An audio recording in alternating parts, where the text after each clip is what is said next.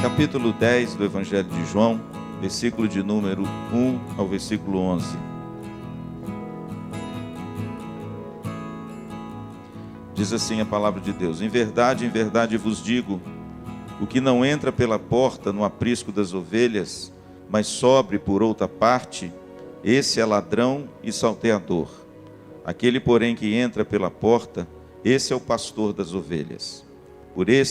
Para este, o porteiro abre, as ovelhas ouvem a sua voz, ele chama pelo nome as suas próprias ovelhas e as conduz para fora.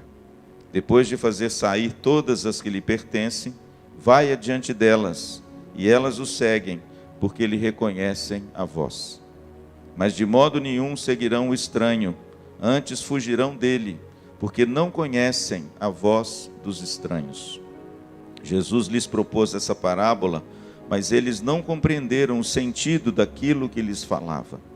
Jesus, pois, lhes afirmou de novo: em verdade vos digo, eu sou a porta das ovelhas.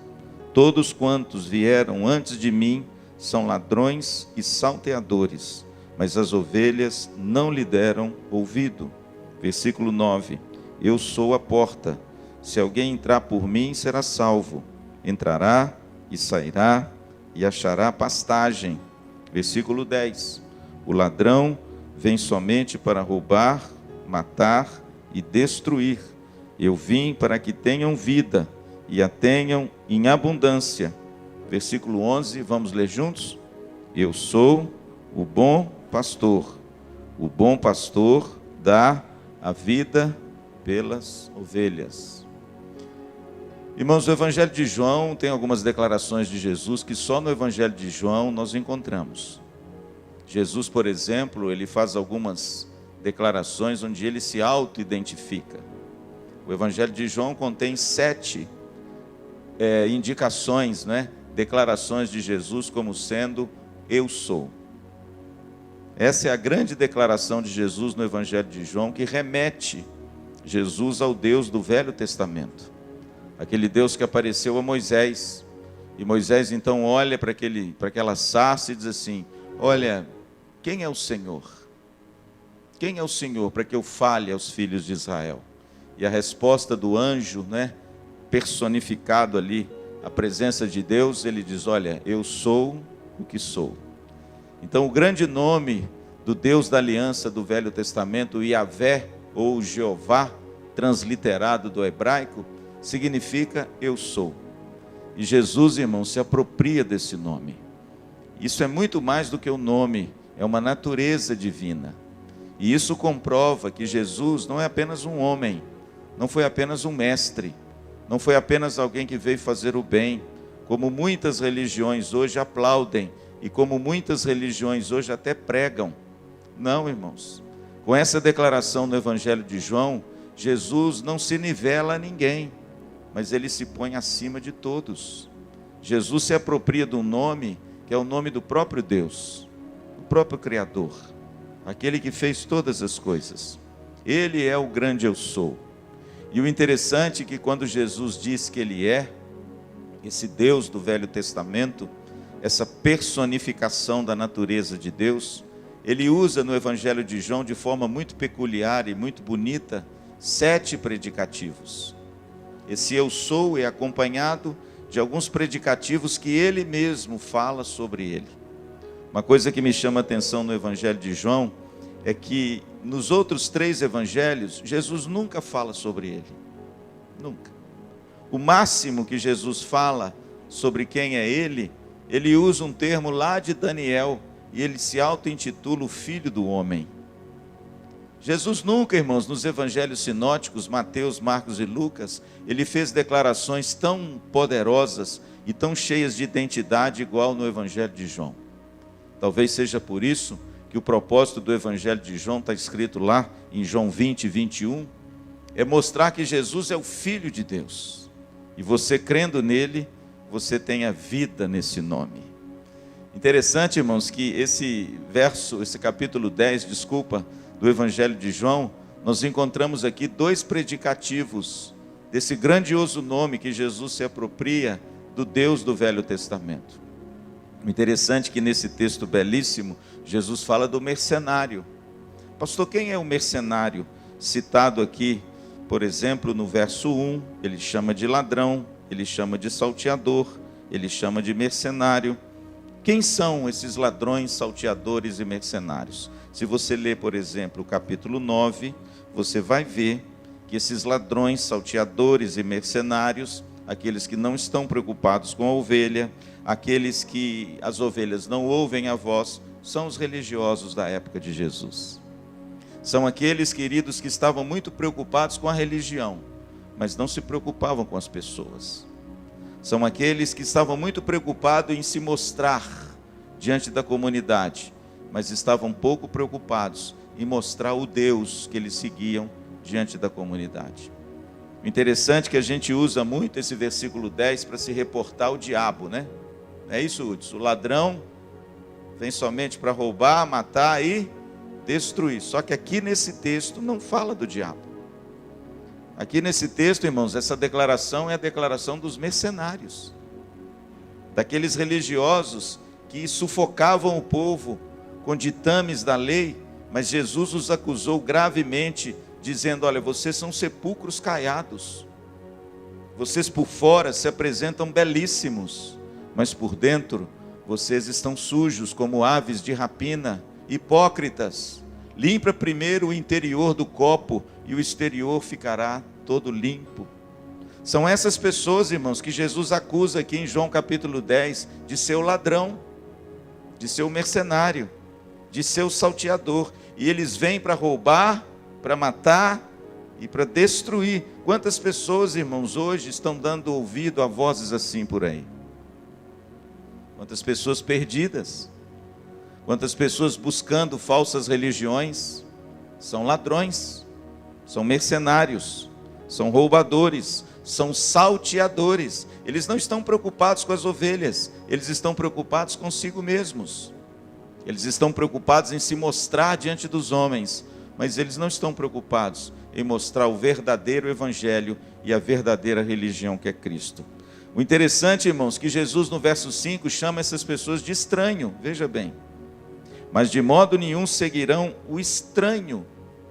E o interessante é que Jesus então se interpõe entre toda essa gama de ladrões e de salteadores que à época acusaram tanto Jesus. E ele então faz duas declarações maravilhosas. E eu confesso que dessas duas declarações de Jesus, eu fiquei muito tempo, irmãos, ruminando esse negócio, porque eu não conseguia entender. Como num texto tão breve, tão rápido, Jesus faz duas declarações predicativas a respeito dele mesmo, que assim, a uma primeira leitura a gente não entende bem. Como é que a gente pode entender Jesus sendo ao mesmo tempo a porta das ovelhas e o pastor? Eu não entendi, irmãos. Confesso a vocês que durante algum tempo eu não compreendi bem esse texto. E olha que eu estudava esse texto, que eu lia comentários desse texto, porque versículo 2, o texto diz assim: aquele porém que entra pela porta, esse é o pastor das ovelhas. E a gente sabe por esse texto que Jesus mesmo disse isso, que ele é o bom pastor.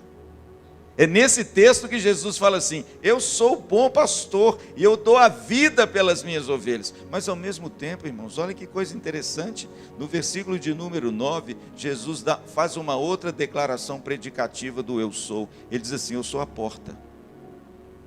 E eu li esse texto, irmãos, falando: mas peraí, como é que Jesus pode ser o pastor e a porta ao mesmo tempo?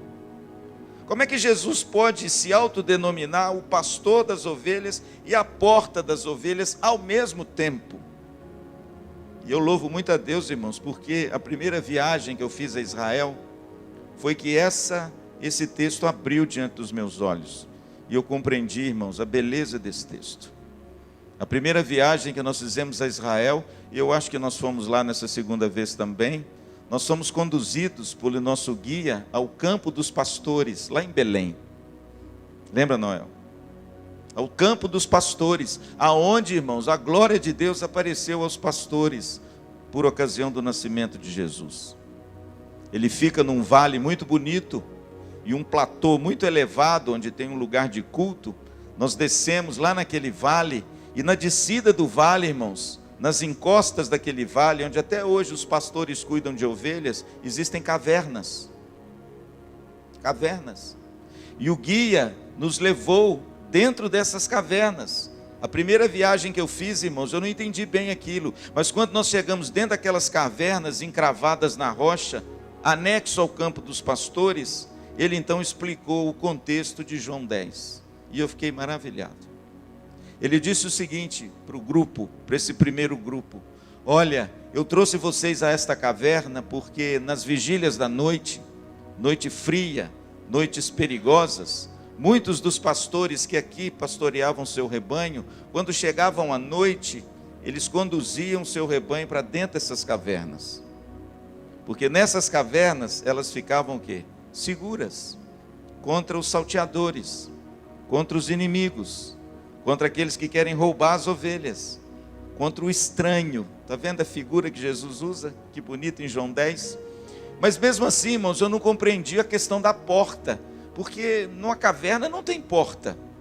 E eu ficava imaginando por que Jesus diz: eu sou a porta. A caverna não tem porta. Tem porteira quando você faz um curral, tem porteira quando você faz um aprisco, mas numa caverna não tem porta. Aí, irmãos, o nosso guia explicou para nós, e eu fiquei assim, maravilhado. Quando nós estávamos todos dentro da caverna, e o nosso guia explicou que nas noites, alguns pastores conduziam as suas ovelhas dentro das cavernas. Ele então, depois que todos nós entramos, ele se postou na porta da entrada da gruta, da caverna. E ele da porta então explicou para nós: olha, sabe por que Jesus diz em João 10 que eu sou a porta? Porque aqui nas cavernas não tem porta. O inimigo, o lobo, o urso, facilmente entraria aqui e levaria as ovelhas. Mas o pastor é a porta. Olha que bonito. Ele fica em pé aqui a noite inteira, na porta, protegendo as suas ovelhas do lado de dentro e livrando as suas ovelhas dos perigos do lado de fora. Irmãos, quando ele disse isso, eu compreendi o texto. E aí ficou fácil a gente compreender o que Jesus está dizendo em João 10. Fica fácil da gente compreender por que Jesus usa esses dois predicativos tão maravilhosos a respeito dele mesmo.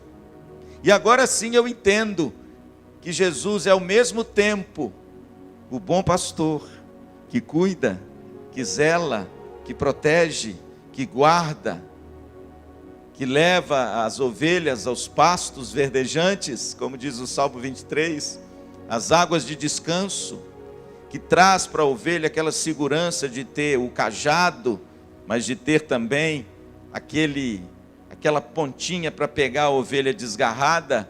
E eu entendo agora, irmãos, e entendi que Jesus também é a porta. Por quê? Porque é Ele, irmãos, que nos protege, é Ele que nos guarda, é Ele que nos dá segurança. E no versículo 9, irmãos, Jesus adjetiva agora essa porta. Olha que bonito. Por favor, preste atenção comigo nesse verso. Ele diz assim: eu sou a porta. Se alguém entrar por mim, será salvo. Entrará e sairá e achará pastagem. É claro que Jesus aqui está se reportando a essa imagem, a imagem dos pastores. E ele está dizendo que ele é a porta. Ele é aquele que se interpõe entre os perigos da noite e o aconchego da caverna. Mas aqui, irmãos, ele pega essa imagem, até hoje tão presente na Palestina, e aplica na obra da salvação que ele mesmo executa para mim e para você. E ele diz: olha, eu sou a porta, aquele que entrar por mim será salvo. É claro que a priori a gente pensa de salvação dos perigos materiais, dos perigos desse mundo das ovelhas. Mas aqui, irmãos, Jesus está falando de uma coisa muito superior a isso. Jesus está falando da salvação da nossa alma, da salvação da nossa vida, dessa obra redentora maravilhosa que Ele veio realizar por amor dos seus eleitos, como diz a Bíblia. E esses eleitos estão aí, irmãos, esperando que a mensagem os alcance, para que eles possam responder em fé ao Evangelho de Jesus Cristo. Mas como ouvirão? se não há quem pregue? Como pregarão se não forem enviados? Portanto, irmãos, Jesus faz uma declaração aqui maravilhosa. Qual é, pastor? Primeiro, Jesus diz que Ele é o bom pastor. Mas Jesus diz também, irmãos, que Ele é a porta. E aquele que entrar por Ele, diz o texto, será salvo. E aqui Jesus usa 3 dimensões que eu vou chamar nessa noite da salvação. A tríplice dimensão da salvação. Pastor, a obra da salvação executa o que no coração daquele que crê nesse bom pastor? O que a obra da redenção e da salvação de Jesus tem a ver conosco, comigo e com você, em termos de algo que Ele realiza por nós e realiza em nós? Essas 3 palavras, irmãos, são 3 palavras cheias de significado. Ele diz assim: eu sou a porta, se alguém entrar por mim será salvo, entrará, sairá e achará pastagem. Pastor, o que Jesus quis dizer com isso? Qual é a tríplice dimensão da salvação, que aquele que crê em Jesus se apropria dela como uma obra salvífica e redentora desse Deus maravilhoso que se identifica com o Deus do Velho Testamento? A primeira palavra é a palavra que ele diz aqui: ele entrará. Por quê? Porque Jesus coloca suas ovelhas dentro do aprisco, então elas entram. Essa é a primeira dimensão da nossa salvação. Qual é, pastor? A proteção, a segurança. Graças a Deus, irmãos, que nós estamos seguros nas mãos de Cristo. Graças a Deus, irmãos, que Ele é um pastor competente. Ele é alguém que tem todo o controle, detém todo o poder. Para quê, pastor? Para te proteger, para te dar segurança, para fazer você crer que se você é uma ovelha de Jesus, ninguém vai arrebatar você das mãos do Senhor. Se você é uma ovelha de Jesus, você está seguro, você está protegido. Por quê? Porque Ele é a porta. E se Ele é a porta, você vai entrar nessa porta. E entrando dentro do aprisco, na caverna, você está seguro, você está protegido. E essa é a primeira grande dimensão que a gente experimenta quando a gente crê em Jesus Cristo. Essa figura da proteção, irmãos, é muito bonita na Bíblia. A Bíblia fala muitas vezes disso. Por exemplo, lá em Cantares, a Bíblia diz que a noiva do Senhor é um jardim fechado. O que significa isso? É um jardim protegido, é um jardim guardado. Se você olhar para Apocalipse, você vai ver que a cidade celestial, a Nova Jerusalém em Cristo, ela tem uma grande muralha. Ela tem portas, mas ela é guardada por uma grande muralha. Sabe o que significa isso? Ela está protegida, ela está guardada. Jesus é aquele que nos protege. Nesse mesmo texto, nesse mesmo capítulo, Jesus diz o seguinte: olha, as ovelhas que o Pai me deu, ninguém as arrebatará das minhas mãos, porque aquilo que o Pai me deu é maior do que tudo. Tem gente que entende esse versículo de forma errada. Jesus aqui não está falando que as ovelhas são maior do que tudo. Não é isso que Jesus está dizendo. Quando Jesus disse assim, olha, aquilo que o Pai me deu é maior do que tudo, Jesus está se reportando à obra que o Pai delegou para o Filho fazer por nós. Sabe o que Jesus está querendo dizer? A obra da redenção é completa. Ela é maior do que qualquer perigo desse mundo. E comigo, vocês estão seguros. Que coisa linda, irmãos. A primeira dimensão dessa salvação maravilhosa que Cristo nos dá é a proteção, é a segurança. Nós entramos no descanso do Senhor e agora somos guardados pelo Senhor. Louvado seja Deus, irmãos, que nós não tememos mais, como diz o texto que o pastor leu hoje de manhã, as más notícias. Aquele que teme ao Senhor não teme as más notícias. Por quê? Porque ele sabe quem o guarda, quem o protege, quem cuida dele é o Senhor. E ele é maior do que tudo, e a obra dele é maior do que todos, amém? É por isso, irmãos, que a gente pode viver nesse mundo em meio a tantos perigos, né? Mas com o coração em paz. É por isso que o cristão enfrenta as lutas em paz. É por isso, irmãos, que a gente enfrenta as agruras dessa vida sem se desesperar. Sabe por quê? Porque nós estamos seguros nas mãos de Cristo. Nós entramos no seu aprisco. Nós temos proteção do Senhor. Nós temos a segurança no Senhor. Eu gosto muito do salmo escrito por Salomão. O único salmo escrito por Salomão na Bíblia. E ele escreve assim, quer ver? Se o Senhor não edificar a casa, em vão trabalham os que nela edificam. Se o Senhor não guardar a cidade, em vão vigia a sentinela. Pastor, o que Salomão está dizendo? Que nós devemos construir, nós devemos edificar, nós devemos trabalhar. Ele mesmo foi um grande construtor. Mas o que ele está dizendo? Que a segurança e a proteção de qualquer coisa que nós construímos não vem de nós. A gente pode pôr uma cerca elétrica, não pode? Pode. A gente pode pôr uma tranca no carro, não pode? Pode. A gente pode pôr um alarme poderoso, não pode? Pode. A gente pode pôr umas câmeras por aí para a gente ficar de olho, não é? Nos salteadores, não pode? Pode. Mas, irmãos, graças a Deus que a nossa esperança não está nisso. Amém? A nossa esperança está no Senhor.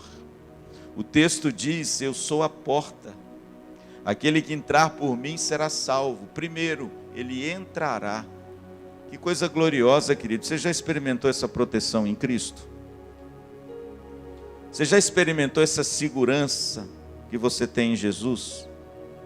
Quem sabe essa noite seja a noite de você entrar por essa porta. Se sente inseguro? Tem medo? Está desesperado? Está olhando lá para fora e não está vendo expectativa nenhuma? Você está precisando entrar por essa porta.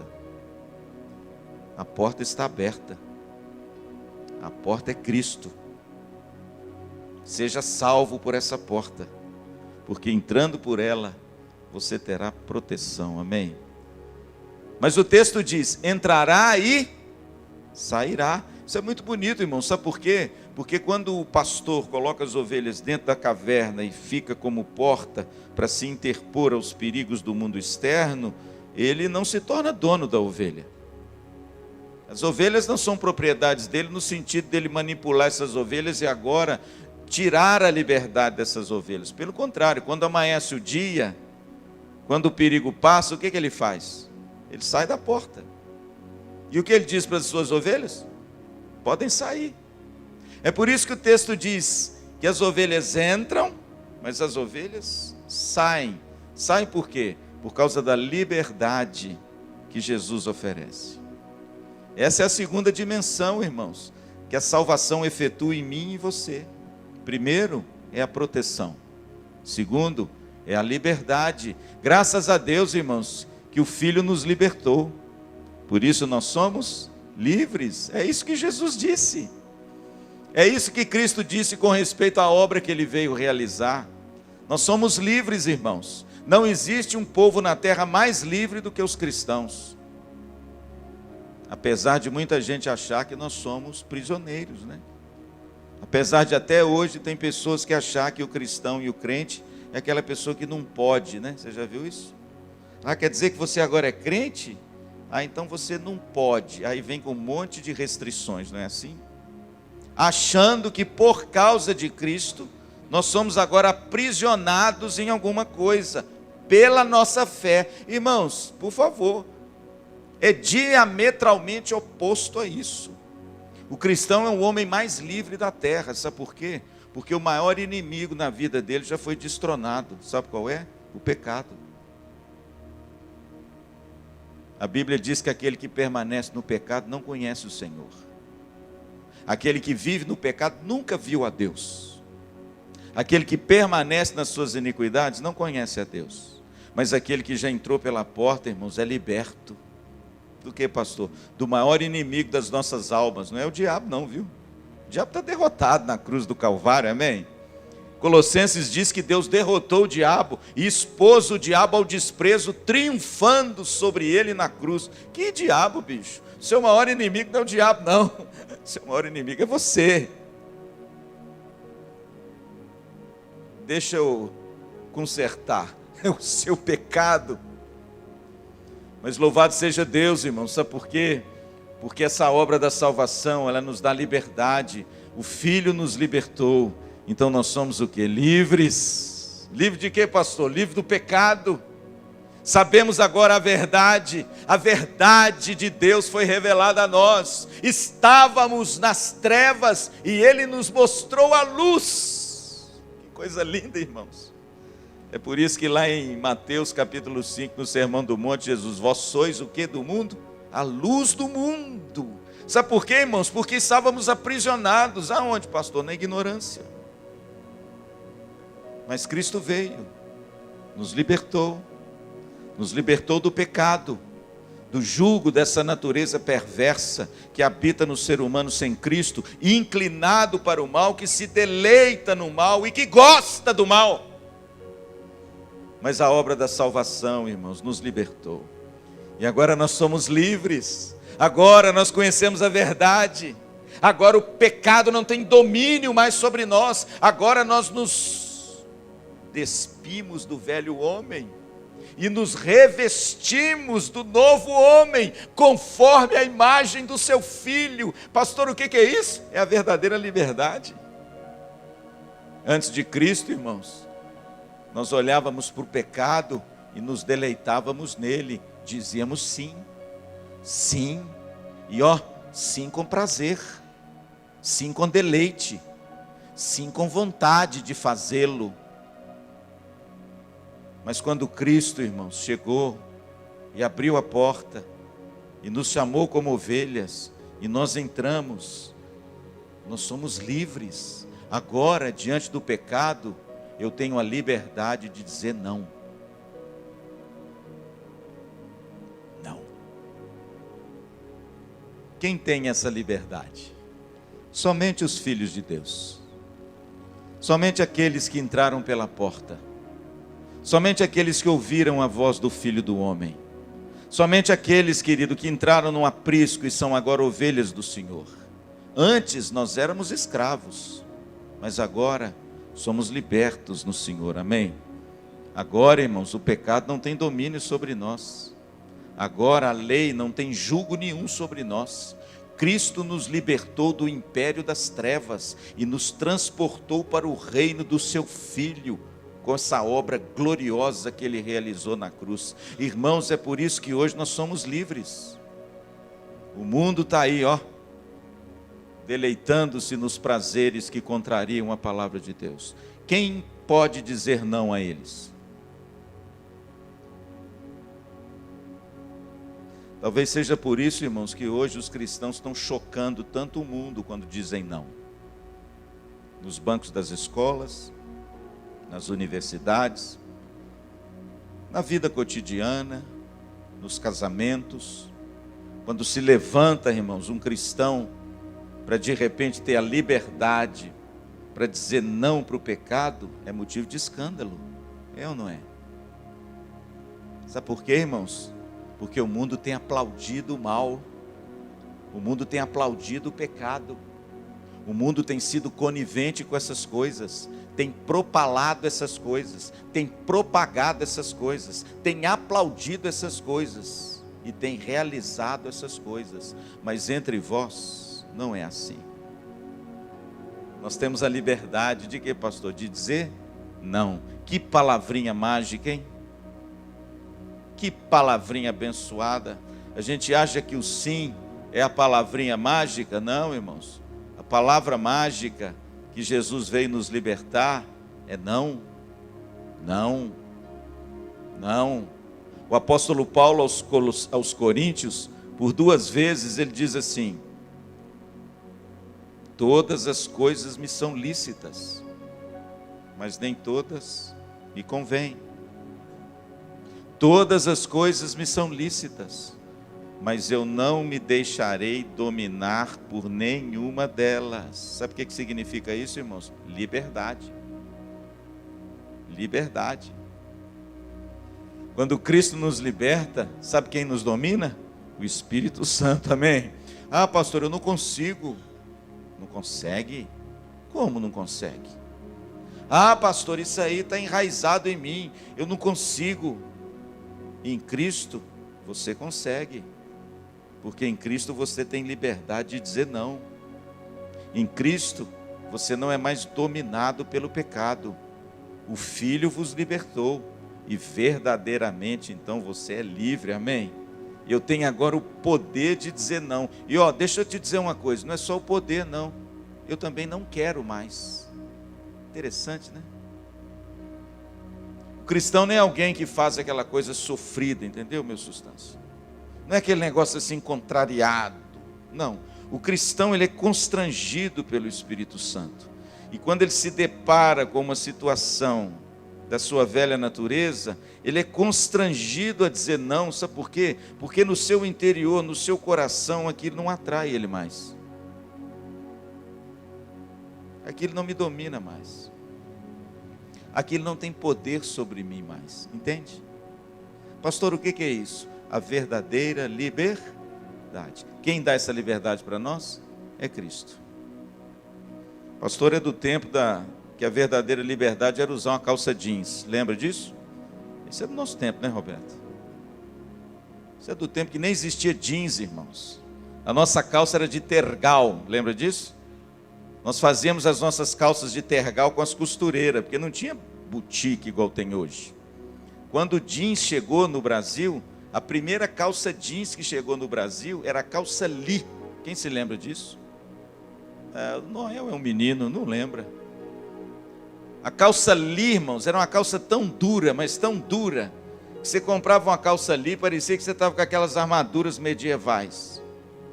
Você tinha que lavar essa calça no mínimo umas 45 vezes. Você lembra disso, Hudson? Não é do seu tempo não, né? Para poder usar uma calça jeans. Só que o negócio era tão style, tão inovador, porque veio dos Estados Unidos, aquela coisa linda, e o brasileiro é um bobo, tudo lá fora ele engole. Então ele engoliu a calça jeans, e a gente punha que a calça jeans ficava igual um cavaleiro medieval. Até aquela calça jeans desbotar, ficar macia, era uma tristeza. Eles colocaram uma propaganda na televisão. Para quê? Para fazer o povo comprar a calça Lee. E a propaganda qual era? Era essa.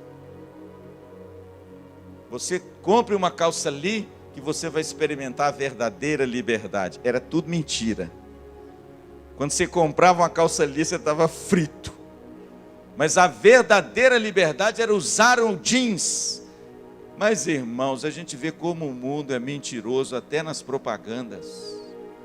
A verdadeira liberdade, irmãos, não é você se amoldar a esse mundo. A verdadeira liberdade é você se conformar à imagem de Cristo, amém? A verdadeira liberdade é você dizer não àquilo que contraria as Escrituras. A verdadeira liberdade é você abandonar a vida de pecado.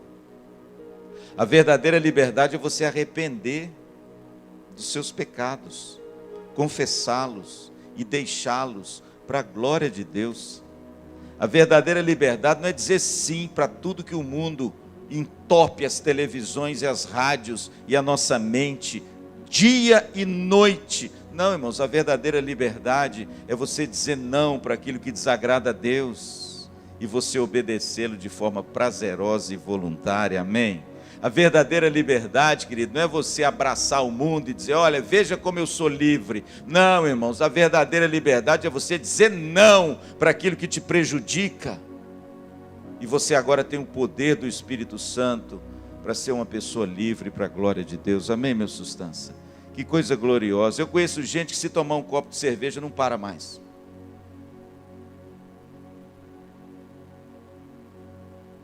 Eu conheço gente que se sentar numa mesa e tomar um copo não aguenta, não consegue parar mais. E acha que é livre.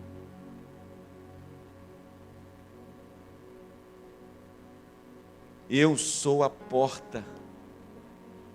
Todo aquele que entrar por mim será? Entrará? Sairá. Que coisa linda, irmãos. Jesus não aprisiona as suas ovelhas, não. Jesus liberta, viu? Quem aprisiona é o diabo. Quem aprisiona é o pecado. Quem aprisiona é o mundo. Jesus é o libertador, amém? Não é à toa que lá em Apocalipse, ele está sentado no cavalo branco. E ele tem uma espada na mão. E ele veio para vencer, diz o texto. Sabe o que é isso, irmãos? Ele é o nosso libertador, amém? Antes eu era escravo, agora eu sou livre. Deixa eu te fazer uma pergunta nessa noite. Você é livre? A porta está aberta. Jesus te chama à liberdade. Abandone, meu filho, o seu pecado. Abandone práticas ilícitas que você tem feito. Abandone aquilo que macula a santidade de Deus na sua vida. Abandone aquilo que entristece o Espírito do Senhor em você. Abandone aquilo que causa dor e tristeza e expõe Jesus de novo ao vitupério da cruz, como diz Hebreus. Você é livre para dizer não a partir de hoje por aquilo que você acha que está te aprisionando. Pastor, eu não consigo, nem eu. Mas o Espírito Santo faz isso em você, amém? Aproxime-se de Cristo. Busque o Senhor. Encha-se da presença dEle e Ele te libertará. E você será livre. E você experimentará o poder de dizer não para aquilo que muitas vezes tem te aprisionado. E muitas vezes tem te seduzido. Amém? Ah, pastor, eu não consigo tirar os meus olhos. Consegue sim. Você é livre. Ah, pastor, eu não consigo dominar a minha língua. Consegue sim. Você é livre. Ah, pastor, eu não consigo controlar a minha personalidade. Consegue sim. Você é livre. Cristo já te libertou. Você é nova criatura. As coisas antigas passaram. Eis que tudo se fez novo. Amém, irmãos? Olha que coisa linda. Um versículo, irmãos, que Jesus colocou diante de nós, mostra essa grandeza, essa dimensão tão imensa da salvação. Primeiro, Jesus é a porta, nós entramos por Ele. Nós estamos seguros, protegidos. Que segurança tenho em Jesus, há nele gozo, graça e luz. Que coisa maravilhosa, irmãos, é saber que mesmo que os nossos olhos fechem para esse mundo, nós estamos seguros nos braços do Pai, amém? Dr. Billy Graham tem uma frase que eu gosto muito. Dr. Billy Graham falava assim, quer ver? O cristão nasce para morrer e o cristão morre para viver. Sabe o que significa isso, irmãos? Proteção e segurança, amém? As ovelhas que o Pai me deu, ninguém as arrebatará das minhas mãos. Sabe o que significa isso? Uma vez salvo, salvo para sempre, irmãos. A cruz do Calvário, ela é perfeita. Quando Jesus morreu, ele diz, tetelestai, está consumado. Ou seja, eu quitei a dívida. E as ovelhas que o Pai me deu, ninguém as arrebata das minhas mãos. Segundo, é a liberdade. Olha que coisa bonita, irmãos. Nós somos livres, todas as coisas nos são lícitas, mas nem todas nos convêm. Tem coisas que eu não posso mais fazer porque eu não quero. Não é que eu sou obrigado não, irmãos. Eu não quero, por quê? Porque o Espírito Santo e a nova natureza em Cristo me desobrigou dessas coisas. Eu não tenho mais vontade. Eu tenho poder agora de dizer não. Porque antigamente eu era escravo e dizia sim para tudo. Mas agora, louvado seja Deus, Cristo me libertou, amém? Deixa eu te perguntar mais uma vez, você é livre? Você é livre, meu irmão? Você tem o poder de dizer não? Mas o texto ainda termina com algo muito bonito, olha aqui. Entrará, e eu termino também. Sairá, mas tem uma outra coisa aqui. E achará pastagem. É claro, as ovelhas a noite inteira presas naquela caverna. Lá na caverna não tem aquele pasto gostoso. O pastor está lá na porta da caverna. Ele está lá guardando as ovelhas. Mas quando o dia raia, ele abre, deixa as ovelhas saírem. E quando elas saem, a Bíblia diz que o pastor vai à frente delas. E elas o seguem, porque elas ouvem a sua voz. E esse pastor leva as ovelhas aonde? Aos pastos verdejantes. Está lá no Salmo 23. As águas de descanso. E o texto diz que esse pastor refrigera a nossa alma. E o texto termina, irmãos, dizendo exatamente isso. Entrará, sairá, e o bom pastor ainda nos provê a provisão necessária e o sustento necessário para a gente levar uma vida tranquila e digna na face dessa terra. A provisão, irmãos, dessa obra gloriosa é maravilhoso demais. Pastor, o que o Senhor provê para as suas ovelhas? O alimento. E qual é o alimento, meu sustância? Importante, tão mais importante do que o material para o crente. Quem se lembra da tentação de Jesus no deserto? Quem se lembra em Mateus 4, quando o Espírito Santo leva Jesus ao deserto para ser tentado pelo diabo? Quem se lembra que ao fim de 40 dias Jesus teve fome? E o diabo então se aproxima de Jesus e diz: olha, se és filho de Deus, mande que essas pedras se transformem em pães. E qual foi a resposta de Jesus? Vamos ver quem sabe. Jesus cita Deuteronômio capítulo 8. E aliás, em todas as respostas dele, ele cita Deuteronômio 8. Ele diz assim: olha, nem só de pão vive o homem, mas de toda palavra que sai da boca de Deus. Sabe o que significa isso, irmãos? Tem um alimento que só Jesus nos dá. Sabe qual é? A vontade dele e a palavra dele. Amém? Nós acharemos pastagem. Um churrasco é muito bom, irmãos. Eu amo churrasco, né, Noel? Uma carninha alta, assim, mal passada, em meu sustância. É coisa linda. Os veganos não gostam muito, não. Tudo bem. Você come uma alfacezinha, não tem problema. É muito bom, né, nós alimentarmos o nosso corpo. É maravilhoso você participar de uma comida gostosa. É muito bom, irmãos, a gente sentar assim, um prato apetitoso, saboroso. Você abrir a sua geladeira, tem lá um pudim de leite condensado. Ah, meu Deus do céu. Qual mineiro que não gosta de um bom pão de queijo, feito com queijo canastra, onde você morde ele fica daquela crocância maravilhosa? Qual mineiro que não gosta de cortar uma goiabada cascão e colocar um queijo junto assim, comer aquela coisa linda? Qual é, irmãos, o mineiro que não gosta de uma feijoada, hein? Aquela que nós comemos aqui na igreja, aquilo foi sustância. Irmãos, tudo isso é maravilhoso. Não estou dizendo agora que tudo é ruim, não. Tudo isso é maravilhoso. Agora presta atenção a coisa, isso é coisa comum. Mas tem um alimento que Jesus dá só para as suas ovelhas. Sabe qual é? A palavra de Deus. E é essa que faz a diferença, irmãos. Sabe por quê? Porque é engraçado, eu almocei hoje. Você almoçou hoje, Roberto? Está com fome? Está com fome. Esse mais ou menos não me coisou, está com fome. Por isso, irmãos, está vendo? Você almoçou hoje, Rafa? Está com fome? Ah, claro, né, Rafa? Mas menino nessa idade está morrendo de fome. Está vendo, irmãos? Que as coisas ordinárias e comuns são assim?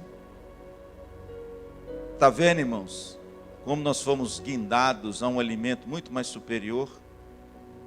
Porque quando nós comemos das iguarias desse mundo, nós voltaremos a ter fome.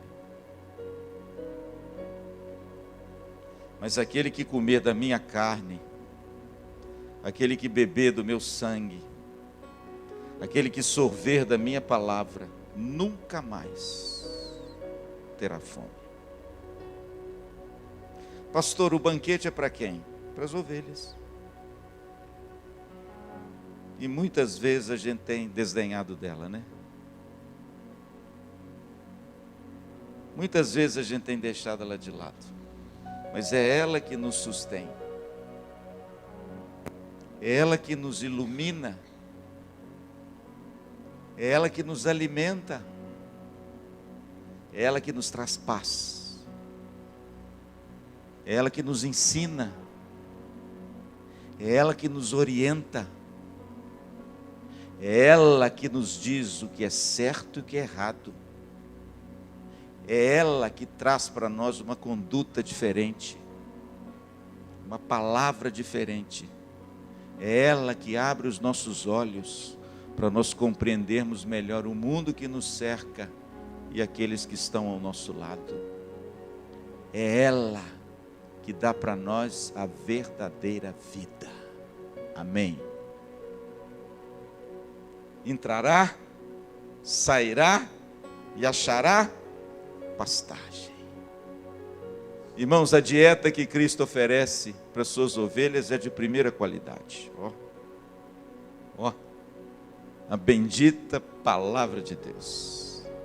É ela que nos alimenta. É ela que nos transforma. É ela que nos humilha. Mas ao mesmo tempo é ela que nos dignifica. É ela que nos traz alegria. É ela que nos dá perseverança. É ela que norteia, às vezes, os vales tortuosos e os caminhos escabrosos, tornando-os um caminho plano e reto para eu e você passar. Pastor, quais são as 3 dimensões da salvação que Jesus, num versículo, traduziu em realidade na nossa vida? Eu sou a porta. E essa porta está aberta, viu? Notícia boa. Ainda que vai chegar o dia que ela vai fechar. Quem se lembra da Arca de Noé? Lembra lá? Noé, do seu... Se lembra de Gênesis 8? A Bíblia diz que Noé, por 100 anos, ele pregou que a chuva viria e ninguém ouviu. A música diz que Moisés batia o martelinho, toque, toque, toque, e ninguém ouvia. A Bíblia diz, irmãos, que no dia que a chuva começou a cair, as pessoas afluíam para dentro da arca. Mas sabe o que o texto diz? E Deus fechou a porta após Noé. Enquanto Noé pregava, a porta da arca estava aberta. Mas no dia que a primeira gota caiu na terra, e Deus colocou todos os animais e Noé dentro da arca, pode ler lá no texto, quem fechou a porta foi Deus. Ninguém entrou. E sabe o que aconteceu? Vai ler no texto. E pereceu todo ser vivo na face da terra. Mas não fica aterrorizado não. A porta está aberta, amém? Entre por ela. Quem sabe você até hoje não entrou por essa porta. Quem sabe você hoje é alguém que ainda não experimentou, primeiro, a proteção genuína. Às vezes você tem medo de morrer. Eu conheço gente, irmãos, que morre de medo de morrer. Talvez não experimentou ainda a proteção e a segurança que há em Cristo. Cristo é o pastor das ovelhas. E nele nós estamos protegidos, amém? Nele nós estamos seguros. Se você tem medo, entre por essa porta nessa noite. Ela está aberta. Essa porta tem um nome.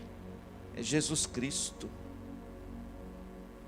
Se você se sente aprisionado, dominado, enclausurado por algo que você acha que não consegue se desvencilhar, a porta está aberta.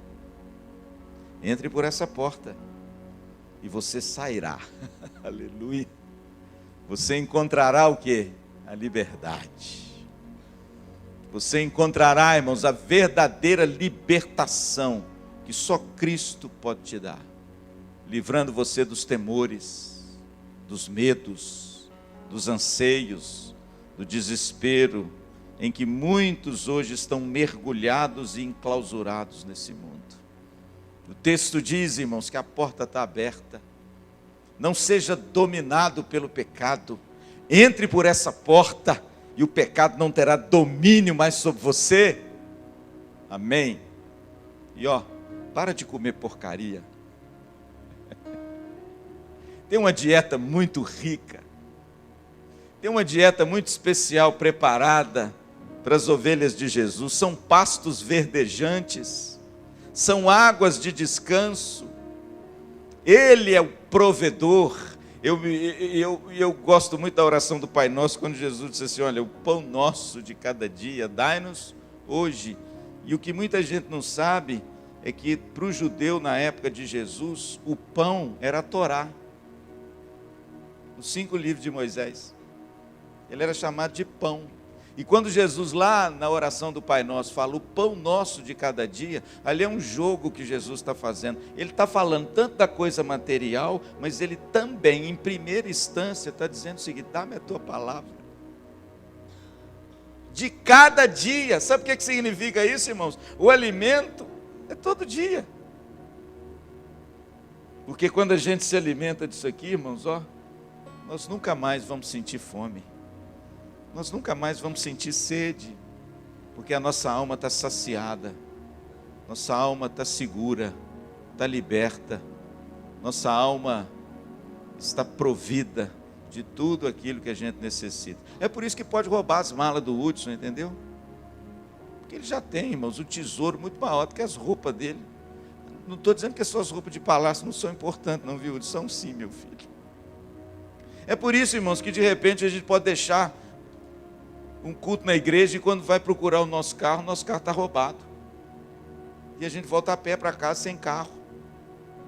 Pastor, por que a gente não se desespera? Irmãos, nós temos algo muito superior a isso, amém?